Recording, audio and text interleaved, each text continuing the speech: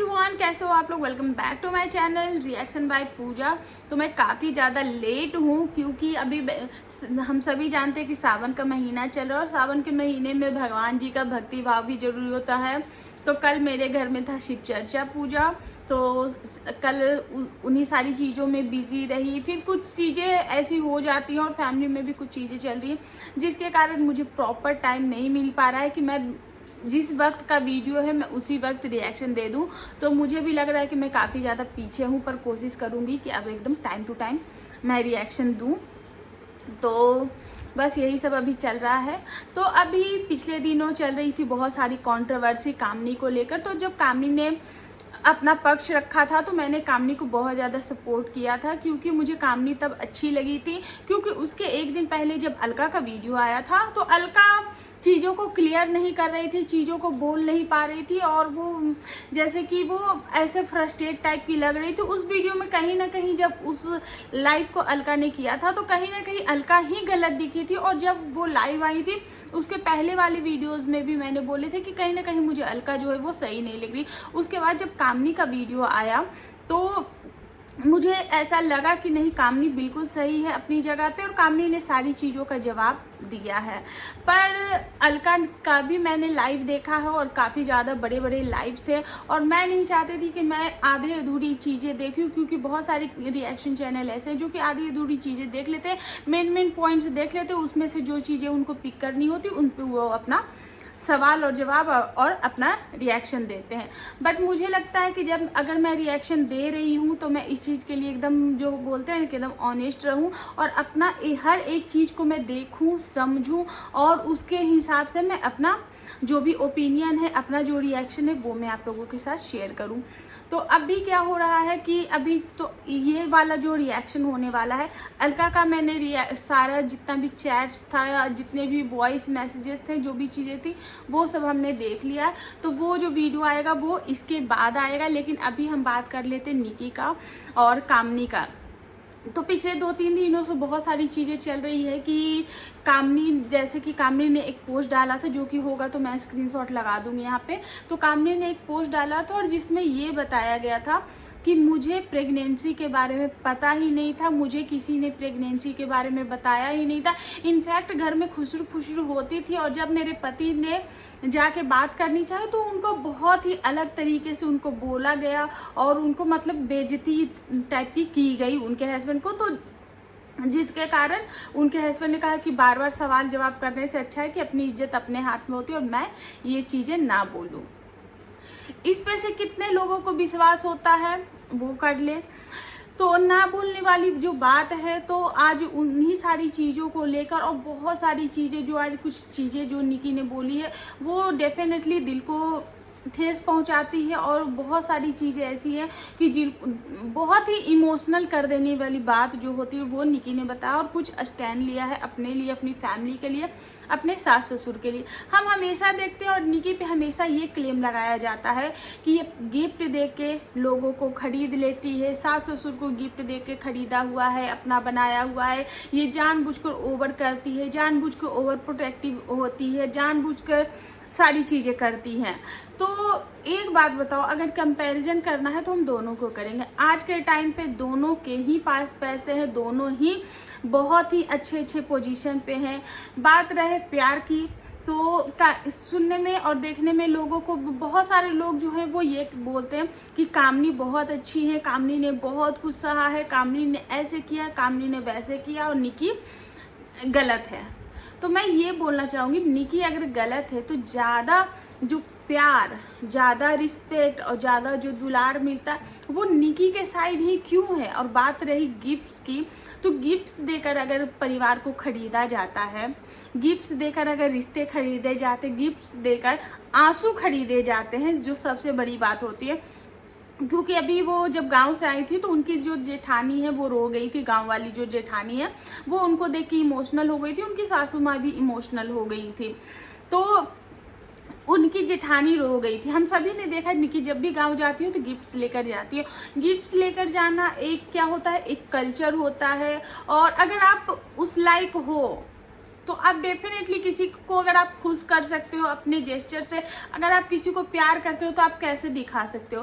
प्यार दिखाने का जो तरीका होता है वो सबसे पहले तो अपने लफ्जों से होती है, अपनी बातों से होती है। दूसरा होता है गिफ्ट्स देते, क्योंकि हम बचपन से यही सुनते आए हैं कि गिफ्ट्स देने का जो रीज़न होता है वो ये दिखाया जाता है कि गिफ्ट देने वाले का दिल कितना बड़ा होता है, गिफ्ट का जो प्राइस होता है, चीज़ें होती है, और कुछ गिफ्ट्स जो होते हैं वो मीनिंगफुल होते हैं। तो वो चीज़ें डिसाइड करती, ना कि पैसा और कोई भी चीज़। हम बचपन से यही सुनते हैं, हमारे माँ बाप ने, हमारे आस पड़ोस में यही चीज़ें बताई और दिखाई जाती है। तो निकी गिफ्ट्स लेकर जाती है, वो इतना कैपेबल हैं कि वो गिफ्ट्स लेकर जा सकती हैं। और तो आज के टाइम पे कामिनी के पास भी पैसों की कोई कमी नहीं है, वो भी अच्छा खासा अर्न कर लेती है, वो भी अच्छी तरीके से कैपेबल है कि किसी को वो अपने जेस्चर से खुश कर सके। और बाकी उनका नेचर तो वैसा है ही कि वो किसी को भी अपना बना लेती है, वो बहुत प्यारी है।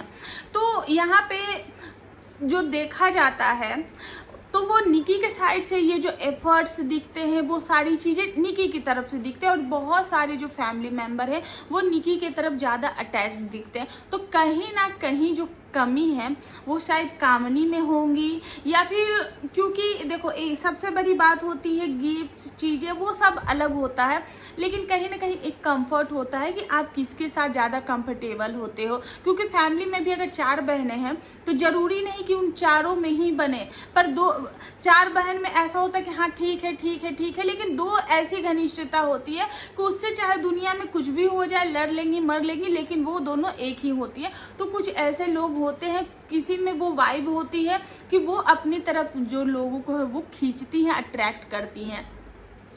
तो शायद निकी में वही वाइब है जिससे वो निकी जो है वो लोगों को बहुत जल्द अपना बना लेती है। और साथ में सुमित भी उस टाइप के हैं कि वो लोग एक दूसरे को अपना बना लेते हैं। शायद कामिनी के एफर्ट्स में शायद कोई कमी रह जा रही होंगी, या फिर कामिनी से उतने लोग नहीं जुड़ पाते, क्योंकि एक नेचर होता है। कुछ लोग, आप एक चीज नोटिस करना है, कुछ लोग आप अगर ट्रेन में बैठोगे तो 2 मिनट के अंदर कुछ लोग एकदम बातें कर लेते हैं, अब बहुत ही अच्छा खासा उनका बॉन्ड बन जाता है। लेकिन कुछ लोग ऐसे होते हैं जिनसे आप बहुत, मतलब उनके साथ 17-18 घंटे का जो ट्रैवल है वो आप कर लेते हो, लेकिन सामने से एक हाय हेलो या फिर कुछ भी रिस्पॉन्स भी नहीं देते। मेरे साथ भी कई बार होता है, मैं बहुत कम ट्रेन में अगर मैं जाती हूँ तो मैं बहुत कम लोगों से अट्रैक्ट हो पाती हूँ। कई बार कुछ लोगों से मैं बात भी नहीं करती, और कुछ लोगों से इमीडिएटली ऐसा बॉन्ड बन जाता है कि हमारी बातें खत्म ही भी नहीं होती। और मेरे हस्बैंड ऐसे देखते रहते हैं कि कितनी बातें कर रही, ये है कौन। तो कभी कभी ऐसा होता है। तो शायद एक ये चीज भी हो सकती है कि आपका सामने वाले के साथ वाइब मैच कर जाए और आप लोग एक दूसरे के साथ ऐसा रिलेशन बन जाता है।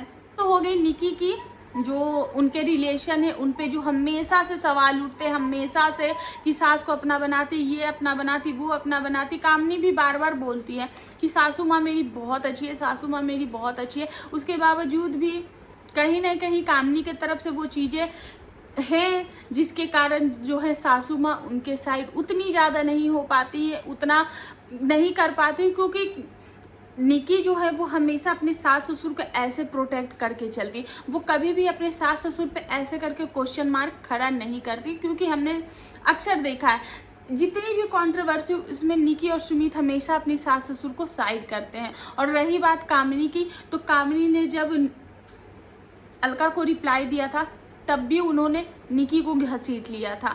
तो वही चीज़ें होती हैं कि आप हर कंट्रोवर्सी, उनकी हर कंट्रोवर्सी में जो होती है वो निकी डेफिनेटली आती है, और कहीं बाहर वालों पे उनका कोई बस नहीं चलता, उनका बस चलता है निकी और सुमित पे।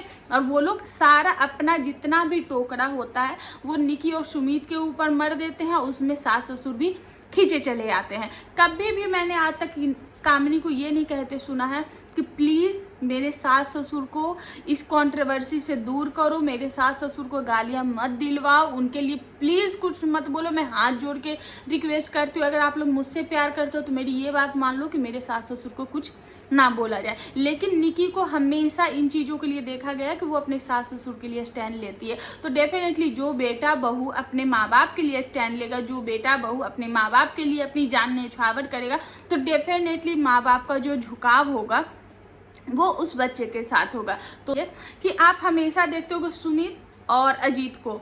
अजीत दोनों ही अपनी पत्नी के साथ खड़े नजर आते, दोनों ही जब जब इनकी पत्नी पे सवाल खड़े होते हैं वो दोनों ही आते हैं और अपनी पत्नी को साथ खड़े होते हैं और अपनी पत्नी का बचाव करते, अपनी पत्नी की तरफ से बातें बोलते हैं। लेकिन आपने हमेशा देखा होगा निकी और सुमित ने कभी भी हमेशा वो अपने माँ बाप के लिए इमोशनल ही रहा है, लेकिन अजीत ने कई बार सवाल खड़े करवाए हैं अपने माँ बाप के लिए। तो अगर आप इतने ही अच्छे बेटे हो तो अगर जो अच्छा और जो राम के अवतार बेटे होते हैं वो हमेशा अपने गाल पे चाटा खाना पसंद करेंगे, ना कि अपने माँ बाप की तरफ उंगली कर देंगे कि नहीं यहाँ नहीं। तो वो काम कई बार ऐसा फील होता है कि अजीत की साइड से वो चीज़ें दिख जाती हैं।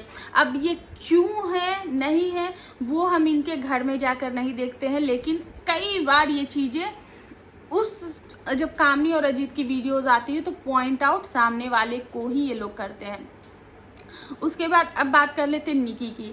तो निकी ने आज बहुत सारी चीज़ें बोली, जैसा कि एक चीज़ उन्होंने बोला कि जब ये कंट्रोवर्सी होती है, और कुछ दिन पहले भी जब रुद्राभिषेक पूजा हुआ था, जब दोनों भाई जो पूजा का काम कर रहे थे, तो तब भी निकी ने यही बोला था कि पापा जी बहुत ज़्यादा इमोशनल है, वो बहुत ही ज़्यादा इमोशनल हो जाते जब इन दोनों को इस तरीके से साथ देखते हैं। तो पापा जी की आंखों से आंसू बह रहे थे और मुझे ये देख कर बहुत बुरा लगा, और यही एक कारण है कि मैं कुछ नहीं, मतलब कि क्योंकि जब ये जो लोग ट्रेन पे थे और ये जो कंट्रोवर्सी हुई थी और इन पे सवाल खड़े किए गए थे, तब निकी ने अपने होंठ, निकी और सुमित ने ऐसे कर लिए थे कि नहीं बोलना है, क्योंकि अगर मैं बोलूँगी तो कंट्रोवर्सी जो है वो फिर से स्टार्ट हो जाएगी।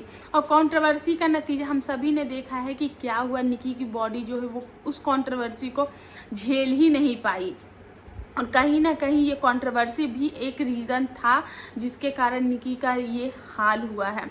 तो और बहुत सारे जो लोग हैं वो एक साथ अटैक करने लगे, चाहे वो अलका हो, चाहे वो कामनी हो, या फिर चाहे वो हेटर्स हो, सपोर्टर्स हो, चाहे वो ऑडियंस हो, हर कोई उस वक्त जो सेंटर ऑफ अट्रैक्शन जो बोलते हैं वो निकी ही थी, और हर तरफ से निकी को नोचने की कोशिश जो है वो की जा रही थी। उसके बाद निकी ने एक बात बोली कि मम्मी पापा से जो सुमित है वो बहुत ही ज़्यादा अटैच्ड है, और उनकी फैमिली में किसी का डेथ हुआ है, और जो परेशानियां जो बीमारियां उनको थी, वही सारी प्रॉब्लम और परेशानियां बीमारियां इनकी सासू माँ को भी है। तो सुमित ने निकी से एक बात बोली कि निकी तुम जो करना चाहती हो तुम कर सकती हो, लेकिन अगर मेरी मम्मी को कुछ हुआ तो तुम अपना आधा सुमित खो दोगी।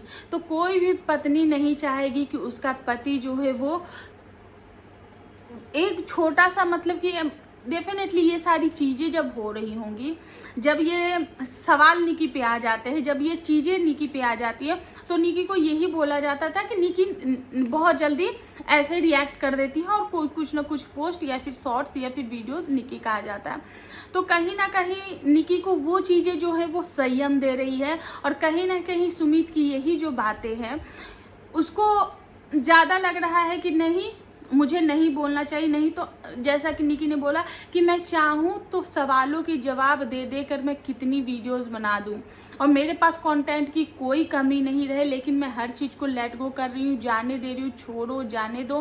क्योंकि अगर मैंने प्रेगनेंसी की बात, क्योंकि बहुत सारे लोग ये बोल रहे कि आपने प्रेगनेंसी की बात छुपाई, आपने प्रेगनेंसी की बात छुपाई, तो उस पर भी निकी का जो जवाब है, उन्होंने बोला आपने मेरी बात सुनी नहीं, आपने मेरा पक्ष सुना नहीं, लेकिन आप लोग मुझ पे सवाल खड़े करो और मुझ पे चीज़ें एलिगेशन बार बार लग रहा है। पहले मेरी सुन तो लो कि मैं कहना क्या चाहती हूँ, मेरा पक्ष आया है या नहीं आया। आपने सिर्फ एक जगह की बात सुनी और आप लोग रिएक्ट कर रहे हो। और उसके बाद ज़मीन की जो चीज़ें हैं कि ज़मीन के पूजा पाठ में उनको क्यों नहीं बुलाया गया, तो वो सारी चीज़ें भी उन पे एलिगेशन लगाए गए। लेकिन उन लोगों का जो कहना है, निकी और सुमित का कहना है कि हम कोई भी कंट्रोवर्सी नहीं करेंगे, क्योंकि हमें अब इस कंट्रोवर्सी से दूर निकलना है, और ये बहुत ही दलदल सा हो गया है कि हम इसमें फंसते ही जा रहे हैं।